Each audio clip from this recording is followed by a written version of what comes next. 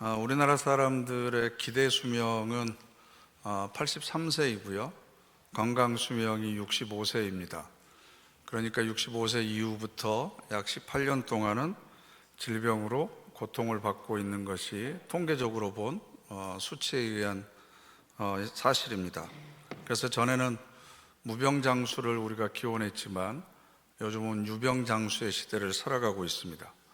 그래서 사람들이 대부분 건강염려증이라고 할 만큼 자신의 건강에 대해서 세심하게 신경을 쓰고 몸에 좋다는 건강보조식품이나 아니면 영양제 등을 많이 먹습니다. 그런데 의사들이 말하는 첫 번째 건강 비결은 건강한 생활 습관을 갖는 거죠. 환자에게 있어서 제일 첫 번째 의사는 환자 자신입니다. 스스로가 식생활이나 수면 습관이나 또 규칙적인 운동을 하지 않는다면 의사가 그 병을 치료할 수는 있지만 언제든지 또한 재발될 수 있는 가능성을 가지고 있고 재발될 때는 더 악화될 수밖에 없습니다. 그런데 이건 우리 모두가 다 상식적으로 알고 있음에도 불구하고 실제로 그렇게 살아가는 것이 훨씬 더 힘이 듭니다.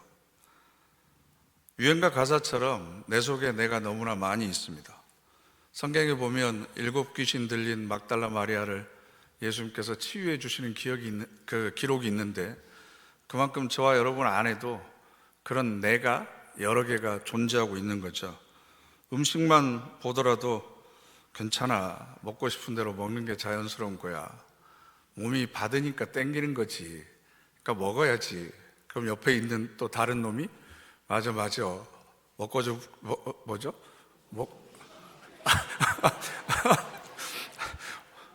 네, 먹다 죽은 귀신은 뭐도 좋대 이러면서 계속해서 스스로를 부추기죠. 그럼 또 옆에 있는 한 명이 또 그럽니다. 맞아, 다이어트는 항상 내일부터야. 맛있게 먹으면 0칼로리래. 뇌를 속이면 돼. 그래서 피자도 접어서 먹잖아요. 하나 먹는 것처럼. 그래서 뇌를 속이면 살이 안 쪄. 이렇게 유혹하기도 하고. 그러면 또 한쪽에 있는 내가 이렇게 얘기를 하죠. 너를 존중해야지. 너 그렇게 살다가 죽어. 제 안에 있는 제가 가장 많이 저에게 하는 소리가 뭐냐 그러면 목회자가 자기 절제를 할 줄 알아야지.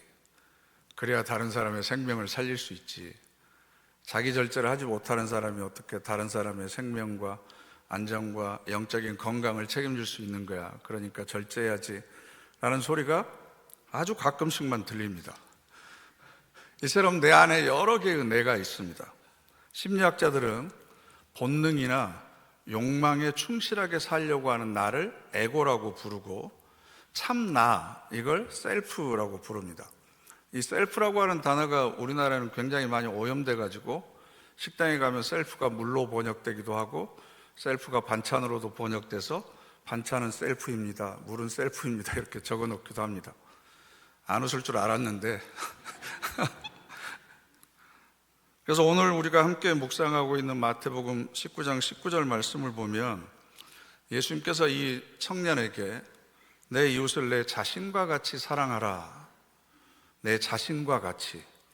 여기에서 자신이라고 하는 단어가 세아우트라고 하는 단어인데요. 헬라어로 세아우트, 이게 바로 내 자신입니다. 이게 바로 에고가 아니라 셀프입니다. 셀프. 네가 네 자신, 참 나를 존중하고 사랑하듯이 다른 사람도 그렇게 정말 나인 것처럼 사랑하고 존중해줘라. 욕망이나 본능에 따라서 살아가는 나처럼 다른 사람을 그렇게 대하지 말고 하나님의 형상을 가지고 있는 사람처럼 사랑해야 된다.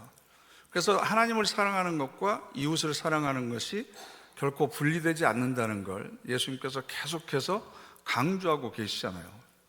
근데 우리는 진정한 나가 누구인지, 하나님께서 만들어주신 작품과도 같은 세상에 어느 누구도 흉내낼 수 없고 따라올 수 없는 나만의 삶이 무엇인지, 내 안에 감춰진 하나님의 형상이 무엇인지를 잘 모르면서 살아갑니다. 그리고 그런 나를 찾아서 그런 나에게 충실하게 살아가는 것이 정말 어렵고 힘듭니다. 그래서 하나님께서는 스스로 자신의 모습을 출애굽기 3장 14절에 이렇게 계시를 해주셨죠. 하나님이 모세에게 이르시되 나는 스스로 있는 자이니라. 나는 스스로 있는 자이니라. 직역하면 나는 나다, 나는 나다. 나는 참 나에 머무르고 있는 참 나가 되기 위해서 그 상태에 항상 머물러 있는 나이다 라고 하는 그런 선언이기도 합니다. 감정이나 기분에 흔들리거나 사람들의 시선에 흔들리거나 아니면 외부의 충동에 흔들리거나 내 욕망에 흔들리면서 살아가는 그런 내가 아니고 정말 참 나인 나를 항상 사랑하고 존중하고 그 상태에 머물러 있기를 원하는 분이 바로 하나님이십니다. 아무리 생각해봐도 우리가 그런 하나님의 모습을 그대로 흉내낼 수는 없죠. 그러나 성경은 우리에게 끊임없이 요구합니다. 레위기 19장 2절 말씀을 보면 너희는 거룩하라. 이는 나 여호와 너희 하나님이 거룩함이니라. 또 예수님께서는 마태복음 5장에서 그러므로 하늘에 계신 너희 아버지의 온전하심과 같이 너희도 온전하라. 거룩해지는 것, 내가 온전해지는 것, 이게 바로 참 나의 모습을 찾는 겁니다. 다른 사람들과 구별된 것이 거룩한 거죠. 내가 나로서 온전해지는 것, 이게 바로 참 나의 모습을 찾는 겁니다. 거기에 도달하기는 평생 못한다고 하더라도 거기에 내 삶의 방향을 맞추고 살아가려고 하는 노력을 하는 것, 이게 바로 거룩해지는 과정이죠. 그래서 예수님께서는 우리들에게 그런 삶이 어떤 삶인지를 가르쳐 주셨습니다.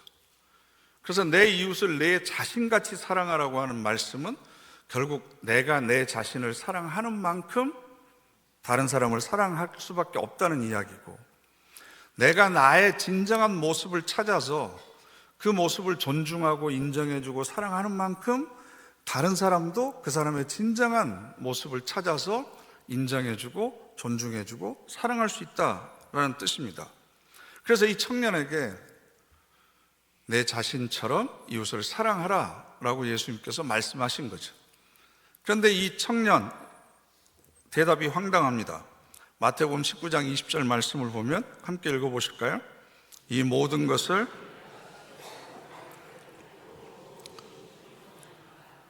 그래서 20절에 청년이라고 이야기하잖아요.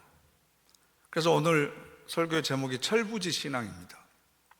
아직 미숙한, 성숙하지 못한, 철이 들지 않는 모든 것을 내가 지켰다. 아직도 무엇이 부족합니까? 여러분, 사랑에 끝이 있습니까? 사랑에 다함이 있습니까? 나는 모든 것을 다 사랑했습니다. 제가 아직도 사랑하지 못한 게 뭐가 있습니까? 라는 얘기를 우리가 쉽게 할 수 있습니까? 그래서 19절 말씀에 내 부모를 공경하라, 내 이웃을 내 자신과 같이 사랑하라 라는 말씀을 하신 거예요. 그랬더니 제가 모든 것을 지켰습니다. 제가 부모님을 모든 것을 공경해 드렸습니다. 제가 아직도 공경하지 않는 게 뭐가 있습니까? 라고 지금 반문하고 있는 겁니다. 제가 부모님에게 충분히 효도해 드렸습니다. 모든 걸 다 했습니다. 아직도 제가 부족한 것이 뭐가 있습니까? 정말 철부지죠. 어린애들은 어버이날 카네이션 하나 달아드린 걸로 자기가 효도했다고 생각합니다. 그것과 비슷한 거죠. 자기중심적인 생각만 하지 못합니다. 내 방식대로, 내가 편한 대로 나는 하고 싶은 만큼 최선을 다해서 이 정도는 했다라고 스스로 생각을 하는 거죠. 그런 이 철부지 신앙을 가지고 있는 청년에게 예수님께서 21절에 굉장히 도전적인 말씀을 하십니다. 내가 온전하고자 할진대 내 소유를 팔아 가난한 자들에게 주라. 그리하면 하늘에서 보화가 내게 있으리라. 그리고 와서 나를 따르라. 오늘은 이 구절을 가지고 좀 더 집중적으로 생각을 해봐야 될 것 같은데요. 내 이웃을 사랑해라. 제가 모든 것을 다 지켰습니다. 아직도 뭐가 부족합니까? 이 정도 대답을 한 걸 보면 이 청년은 분명히 자기의 것을 나누는 삶을 살아왔다라고 우리가 짐작할 수 있지 않겠습니까? 그런데 예수님께서는 왜 이렇게 얘기를 하셨을까? 왜 네 소유를 팔아라 라고 하는 것을 강조하셨을까? 이 청년이 가지고 있는 중심적인 신앙 그리고 가치관은 소유 중심적이었습니다. 소유가 내 존재고 소유가 내 존재 가치를 드러낸다고 생각했습니다. 내가 몇 평짜리에 살고 얼마짜리 차를 타고 얼마짜리 백을 들고 얼마짜리 옷을 입고 이게 바로 내 소유가 내 존재고 내 존재 가치를 드러내고 내가 얼마나 가지고 있느냐가 내 정체성이다라고 생각했습니다. 어렵게 얘기하니까 나는 그거 아니다라고 생각하실 수 있지만 사람은 가져야 대접받죠. 늙어서도 통장에 돈이 있어야 자식들이 나를 무시하지 않아 라고 생각하는 것 자체가 소유 중심적인 사고방식입니다. 꼭 있어야만 사람 대접을 받는다. 뭔가 내가 가지고 있어야만 내 존재 자체의 가치를 인정받을 수 있다. 그런데 여러분, 많이 가지고 있는 사람일수록 더 많이 나눠주는가요? 많이 있어야만 더 많이 섬기던가요? 부자가 교회 헌금 많이 하던가요? 가난한 사람은 많이 할 수 없던가요? 전혀 그렇지 않습니다. 소유의 문제가 아니라 마음의 문제죠. 얼마나 하나님을 사랑하느냐, 사랑하지 않느냐의 문제입니다.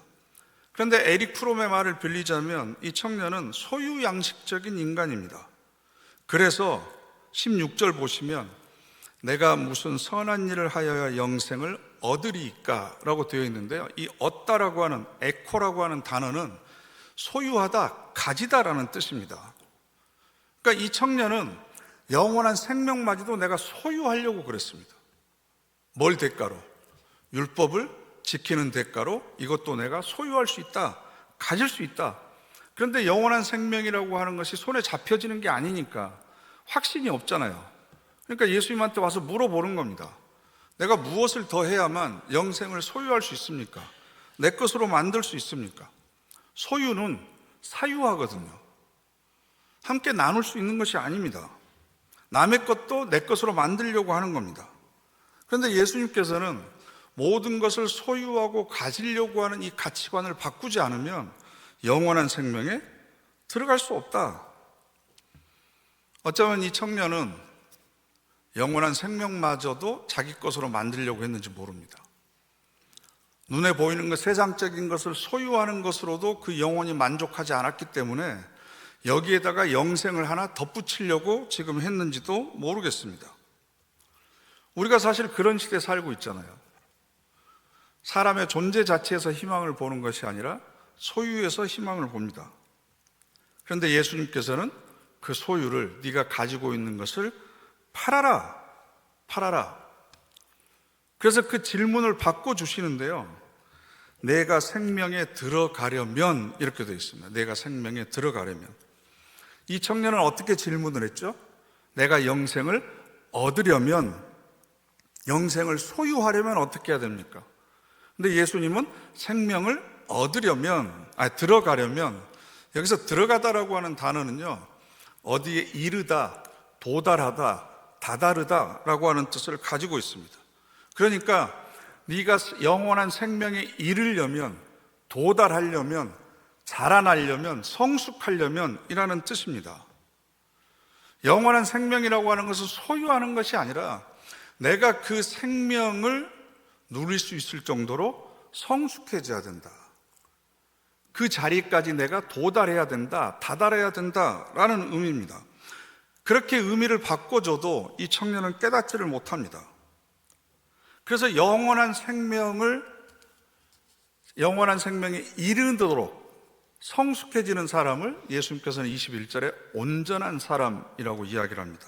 네가 온전하려면 이런 전제를 다시는 거죠.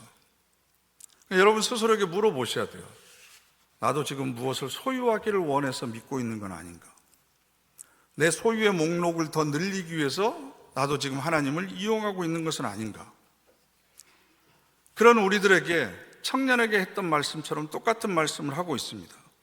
내가 온전하고 살찐데 가서 내 소유를 팔아 가난한 자들에게 주라. 그리하면 하늘에서 보화가 내게 있으리라. 여기서 이 보화라고 하는 단어가 오해를 불러일으킵니다. 마태복음 6장 19절에도 이 데사우로스라고 하는 보화, 보물이라고 하는 단어가 똑같이 등장하는데요. 마태복음 6장에서는 보물로 번역을 해놨어요. 똑같은 단어인데.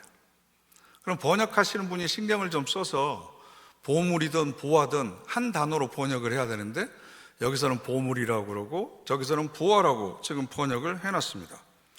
근데 어쨌든 내가 가난한 사람들을 도와주면 하늘에서 세상이 줄 수 없는 금은 보석을 하나님께서 나에게 주실 것이다 라는 식으로 우리가 착각하게 만들었다는 거죠.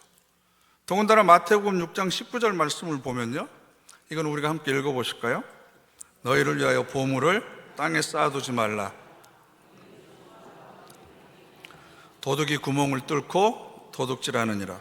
오직 너희를 위하여 보물을 하늘에 쌓아두라. 거기는 좀이나 동록이 해하지 못하며 도둑이 구멍을 뚫지도 못하고 도둑질도 못하느니라. 내 보물이 있는 그곳에는 내 마음도 있느니라. 아멘. 보물을 땅에 쌓아두지 말고 하늘에 쌓아두라는 거예요. 몇 년 전에는 이 본문이 부흥의 설교의 단골 메뉴였습니다. 그래서 하늘은 교회가 되고 보물은 헌금이 되는 겁니다. 하늘에 쌓아두는 것은 교회에 헌금하는 것이고, 이렇게 하면 하나님께서 보화를, 금은 보화를 엄청 주실 것이다. 그래서 50만 원 하면, 헌금하면 500만 원 벌게 해주실 것이다. 이런 설교 많이 들어보시지 않으셨습니까? 좋은 곳에서 신앙생활을 하셔서. 근데 여기는 그런 의미가 아니거든요. 마태복음 6장 1절은 그 전체 주제를 나타냅니다. 사람에게 보이려고 그들 앞에서 너희 의를 행하지 않도록 주의하라. 그러지 아니하면 하늘에 계신 너희 아버지께 상을 받지 못하느니라. 그러면 우리가 하는 의로운 행위가 뭐가 있느냐? 첫 번째로 이야기하는 게 동네방네 다 알리는 자선을 하지 말고 남 모르게 은밀하게 자선을 해라. 시장에서 종을 치면서 모이시오, 그럼 내가 나눠주겠소, 이렇게 하지 말라는 겁니다.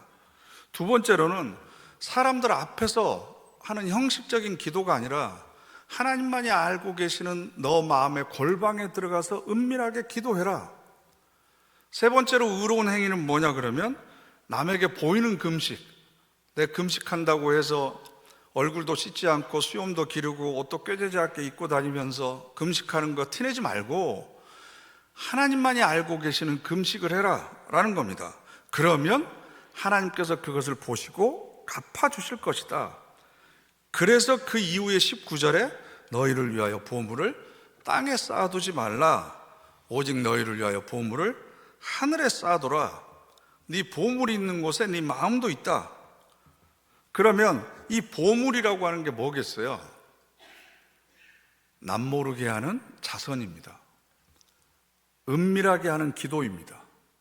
하나님만 아시는 금식을 이야기하는 겁니다.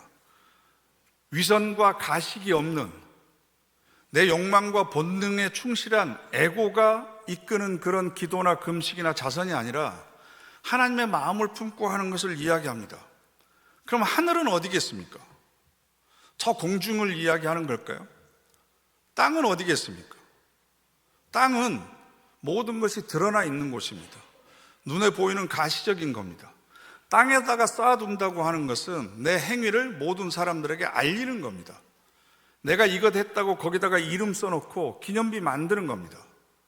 그러면 상이 없다. 왜? 받아야 될 칭찬은 모두 다 사람들에게 받았기 때문이다. 그러나 하늘에 쌓아두라고 하는 것은 하나님이 알고 계시는 그 은밀한 마음으로 하는 것, 은밀한 자선, 은밀한 기도, 은밀한 금식, 그 마음이 바로 보물이 되는 거고, 사람들의 눈을 의식하지 않고 하나님의 마음을 품고 하는 그곳이 바로 하늘이 되는 겁니다. 왜? 그 마음이 곧 하나님의 마음이고 그 하나님이 내 마음속에 계시기 때문에, 그럼 내 마음이 곧 하나님을 품고 있는 하늘이 되는 거죠. 그래서 우리가 하는 모든 종교적인 행위는 하나님을 내 마음속에 모시기 위한 의로운 행위가 되는 겁니다. 그래서 보물을 땅에 쌓아두지 말아라. 그래서 결론이 네 보물이 있는 그곳에는 내 마음도 있느니라. 당연하죠.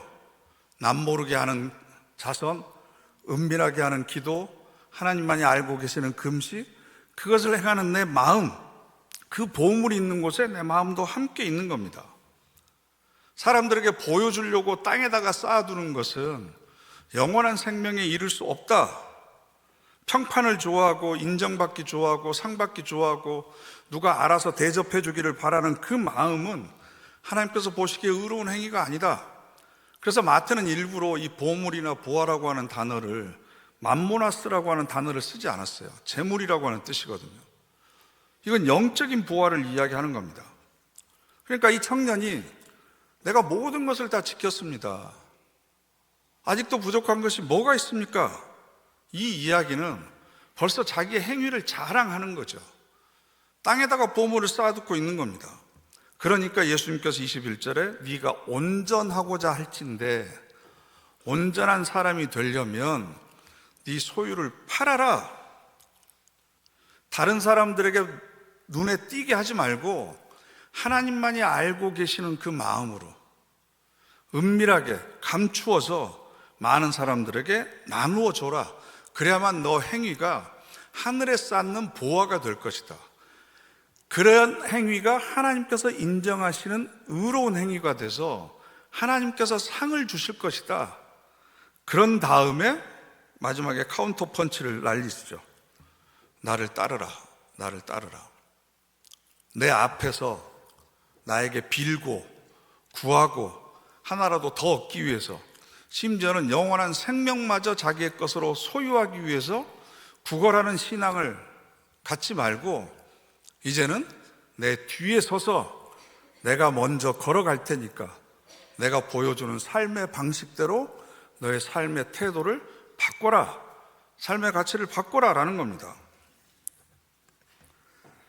영원한 생명을 누릴 수 있는 건 소유하는 신앙이 아닙니다. 하나님의 마음을 품고 남모르게 섬기고 나누고 구제하는 겁니다. 내가 가지고 있는, 소유하고 있는 내 모든 것들이 나를 영원한 생명에 도달하도록 인도하지는 못합니다. 그랬더니 22절에 이 청년이 재물이 많음으로 이 말씀을 듣고 근심하며 가니라. 근심하며 가니라. 사실은 이 철부지 청년만 근심하는 게 아니고 이 설교를 하고 있는 저도 근심이 되고 여러분도 근심이 많이 될 겁니다. 예수님께서는 우리의 신앙의 근본적인 틀을 지금 흔들어 놓고 계십니다. 이 근심을 통해서 우리의 신앙이 좀 더 철이 들었으면 좋겠습니다. 이 근심을 통해서 우리의 신앙이 성숙해졌으면 좋겠습니다. 하나님 앞에서 이 철부지 청년처럼 내가 모든 것 할 만큼 다 했습니다. 내가 아직도 못한 게 뭐가 있습니까? 아직도 부족한 게 뭐가 있습니까? 당연히 나야말로 영생을 누려야 되는 사람이고 나중에 하나님 나라의 주인공이 되어야 될 사람이 아닙니까? 라고 당당하게 이야기하는 이 철부지가 아니고 정말 근심해야 됩니다. 나는 하나님께서 인정해 주시는 의로운 행위를 내가 지금 하고 있는가? 내가 지금 하고 있는 종교적인 행위나 다른 사람을 위한 헌신이나 섬김이 혹시나 다른 사람의 시선을 의식해서 나를 알아주기를 바라는 마음에서 그걸 통해서 내 명예까지 얻고 사람들의 인정과 칭찬까지 소유하기 위해서, 그래서 내 행위를 땅에 쌓아두기 위해서 지금 내가 하고 있는 게 아닌가? 이 행위의 대가나 보상으로 영원한 생명까지도 소유하려고 하는 신앙을 내가 지금 가지고 있는 건 아닌가? 그 길은 하나님 나라에 이를 수 있는 길이 아니다. 소유중심적인 사고에서 벗어나서 네가 가지고 있는 모든 것을 팔아라. 나누어줘라. 포기할 줄 알아라. 근데 팔고 나누는 그 과정에서도 하나님만을 의식하는 은밀한 구제, 남모르는 선행을 통해서 너의 삶의 방식과 태도를 바꾸고 땅이 아니라 하늘의 보화를 쌓는 삶을 살아야 된다. 그리고 지금까지 살아왔던 삶의 방식을 완전히 바꾸고 이제는 나를 따르는 삶을 살아야 된다 라는 지금 엄중한 도전을 이 청년에게 지금 하고 계시는 겁니다. 그러니까 근심할 수밖에 없죠. 일단은 떠날 수밖에 없죠. 이 근심이 이 청년의 삶에 어떻게 작용했는지는 우리가 확인할 수 없습니다. 그러나 이 근심이 내 삶에는 어떤 작용을 할지 그건 여러분 스스로가 확인할 수는 있을 것 같습니다. 지난주에도 말씀드렸지만 고린도후서 7장 10절 말씀 함께 읽어보실까요? 하나님의 후회할 것이 없는 구원에 이르게 하는 회개를 이루는 것이요 세상 근심은 사망을 이루는 것이니라. 아멘. 세상을 살아가면서 근심 걱정 없이 살아가는 사람이 누가 있겠습니까? 근데 무엇으로 걱정하고 무엇 때문에 근심하느냐, 그 내용이 문제인 거죠. 조금이라도 더 많이 소유하기 위해서, 더 많이 누리기 위해서, 더 많이 인정받고 더 높은 곳에 올라가고 더 많은 사람들에게 통제력을 발휘하고 지배하기 위해서 근심하고 걱정하면서 살아가고 있는 건 아닌지, 나를 향하신 하나님의 기대와 소망이 이거구나, 하나님의 마음을 품는 거구나. 그래서 내 마음이 하나님께서 거하실 만한 하늘이 되는 거구나. 그 하나님을 내 안에 모시고 하나님의 마음을 품고 이미 나에게 나눌 수 있는 충분한 것을 주셨으니까 그것을 어떻게 은밀하게 남모르게 나누면서 그리스도께서 나를 위해서 살 한 점 피 한 방울까지 아끼고 나눠주셨듯이 나도 어떻게 하면 그런 삶을 살 수 있을까? 땅에서의 보화가 아니라 어떻게 하면 하늘의 하나님께서 인정하시는 의로운 행위를 많이 할 수 있을까? 그러기 위해서 내 안에는 여전히 에고가 나를 붙들고 있죠. 그래도 더 가지고 있어야지. 그래야 사람들이 인정해 주지, 무시하지 않지. 그래야 하고 싶은 것 하지. 결국 행복은 뭐야? 하고 싶은 거 하는 게 행복이잖아. 근데 여전히 성령께서는 내 안에 셀프를 건드십니다. 하나님께서 너에게 원하시는 게 뭔지 진지하게 고민해 봐라. 어떤 삶이 나다운 삶을 사는 건지, 어떤 것이 하나님께서 기뻐하시는 삶인 건지. 지금까지는 항상 나에게만 시선이 집중되어 있다면 이제는 그 시선을 하나님 향해서 돌려야 되고, 내 삶의 영역에 고정되어 있었다고 한다면 이걸 뛰어넘어서 초월해서 다른 사람의 삶의 영역에까지 내 관심이 도달해야 되지 않겠니? 끊임없이 내 안에 참된 나는 나에게 그런 이야기를 하고 있습니다. 나는 어떤 소리를 들으면서 살아갈 것인지, 이걸 사실은 근심하고 걱정해야 됩니다. 이게 바로 거룩한 걱정이고 거룩한 근심입니다. 이 근심을 통해서 하나님께서 기뻐하시는 의로운 행위가 여러분 하늘 창고에 많이 쌓여지시기를 바라고, 이걸 통해서 영원한 생명에 이르기를, 도달하기를 간절히 바랍니다.